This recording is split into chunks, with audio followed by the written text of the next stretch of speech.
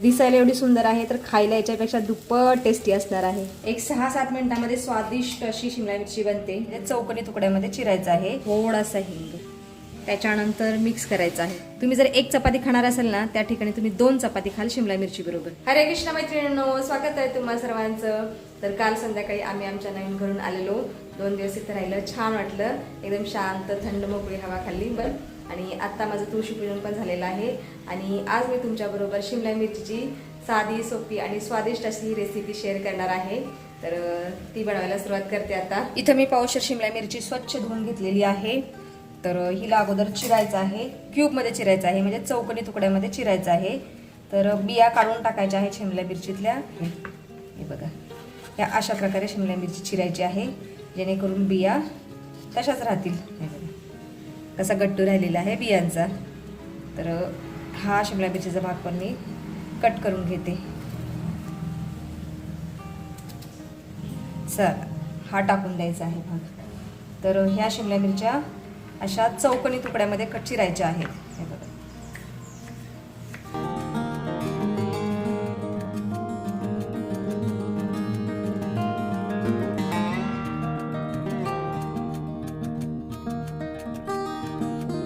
अशा चौकोनी तुकड्यामध्ये शिमला मिरची चिरल्यामुळे शिमला मिरची लगेच शिजायला मदत होते। आता गॅसवरती मी कढई ठेवलेली आहे। कढईमध्ये तेल घालायचं आहे। तेल थोडंसं जास्त घालायचं, 2 पळ्या घालत आहे मी तेल। 2 पळ्या तेल घातलेलं आहे। आता घालायचं आहे जिरं। जिरं चांगलं तडतडलं की मग घालायचं आहे हिंग, थोडासा हिंग।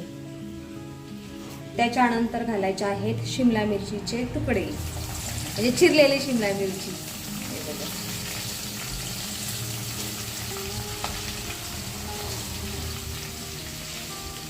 बनवायला खूप साधी सोपी आणि खायला एकदम स्वादिष्ट बनते ही शिमला मिरची। आता घालायची आहे अर्धा चमचा हळद। त्याच्यानंतर घालायचं आहे चवीनुसार मीठ। आता चांगले मिक्स करून घ्यायचे आहे शिमला मिरची हळद मीठ तेलामध्ये।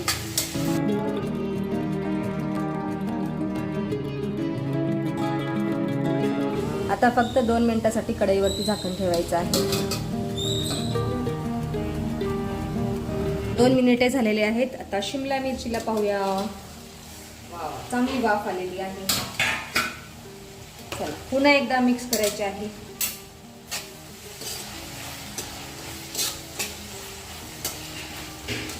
त्याच्यानंतर शिमला मिरचीमध्ये 3 चमचे बेसन घालायचं आहे। बघा, 1 चमचा बेसन। त्याच्यानंतर मिक्स करायचं आहे जेणेकरून बेसन सगळ्या शिमला मिरचीला लागेल। पुन्हा 1 चमचा घालायचा आहे बेसन। पुन्हा मिक्स वेल। तुम्ही जर 1 चपाती खाणार असाल ना त्या ठिकाणी तुम्ही 2 चपाती खाल शिमला मिरची बरोबर। एवढी स्वादिष्ट बनते आणि बनवायला खूप सोपी आहे। तुम्ही पाहत आहे काय काय घातलेलं आहे मी शिमला मिरचीमध्ये। आता पुन्हा चांगले मिक्स करायचे आहे शिमला मिरची आणि बेसन। किती सुंदर टेक्स्चर दिसत आहे आता शिमला मिरचीचं। चला, छान मिक्स करून झाल्यानंतर पुन्हा 2 मिनिटांसाठी झाकण ठेवायचं आहे शिमला मिरचीवरती, म्हणजे कढईवरती।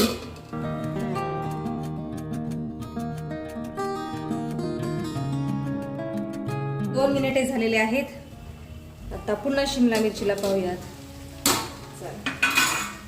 पुन्हा एकदा चांगली मिक्स करायची आहे शिमला मिरची बेसन सगळं एकत्र। शिमला मिरची छान खरपूस भाजून घ्यायची आहे, म्हणजे 2-2 मिनिटं झाकण ठेवायचं आणि अशी स्टीम होऊ द्यायची। चला, आता त्याच्यानंतर कोथिंबीर घालायची आहे शिमला मिरचीमध्ये। कोथिंबीर घातल्यानंतर पुन्हा एकदा छान मिक्स करून घ्यायची आहे शिमला मिरची।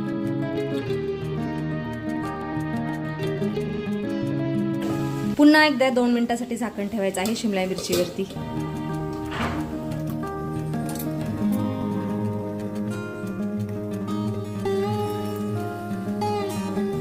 पुन्हा एकदा 2 मिनिटे झालेली आहेत।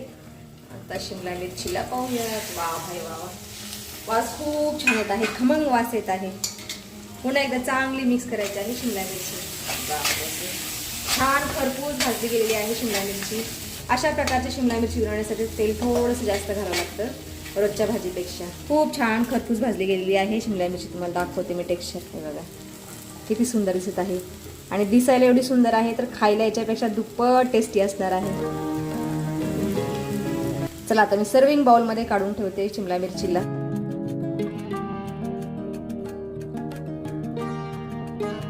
ही शिमला मिरची बनवण्यासाठी गॅस मिडियम फ्लेमवरती ठेवायचा आहे. जास्त हाय पण नाही आणि लो पण नाही. हे बघा एक 6-7 मिनिटांमध्ये स्वादिष्ट अशी शिमला मिरची बनते.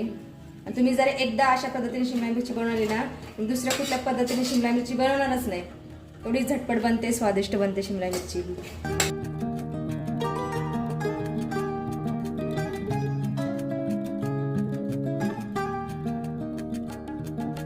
खूप स्वादिष्ट खमंग वास येत आहे शिमला मिरचीचा. तर तुम्ही सुद्धा अशा प्रकारे शिमला मिरची बनवू शकता आणि स्वादिष्ट शिमला मिरचीचा आस्वाद घेऊ शकता. तर मी आता दादूचा डबा बनवत आहे. शिमला मिरची तर तयार झालेली आहे. आता त्याच्यासाठी चपाती बनवते.